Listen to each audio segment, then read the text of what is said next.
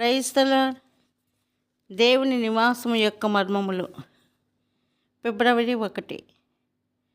దేవుడు మన ప్రభువైన క్రీస్తు యేసునందు చేసిన నిత్య సంకల్పం చొప్పున పరలోకములో ప్రధానులకును అధికారులకును సంఘము ద్వారా తన యొక్క నానా విధమైన జ్ఞానము ఇప్పుడు తెలియబడవలెనని ఎఫెసీ 3:9-10.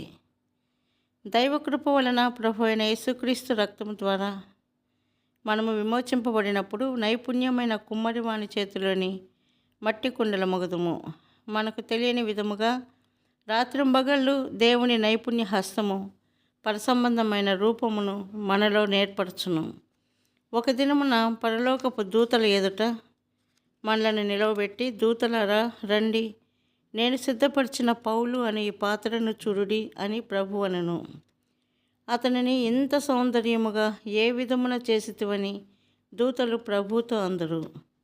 ఇవి కట్టుకథలు కాదు కానీ దేవుని వాక్యమునందలి సత్యములు. మనము మన ప్రభువును ముఖాముఖిగా చూచి ఆయన వలె మార్పు చెందినప్పుడు పరలోక సమూహం అంతటిచే ప్రశంసించబడుదుము. మనము బైబిలులో ఆదికాండం నుండి ప్రకటన వరకు చదువునప్పుడు దేవుడిదే కార్యమును జరిగించుటను చూడగలము. నిత్యత్వము నుండి తన మహిమను మనలోను మన ద్వారాను కనుపరచుటకే ఈ కార్యమును ఇప్పుడు కూడా జరిగించుచున్నాడు.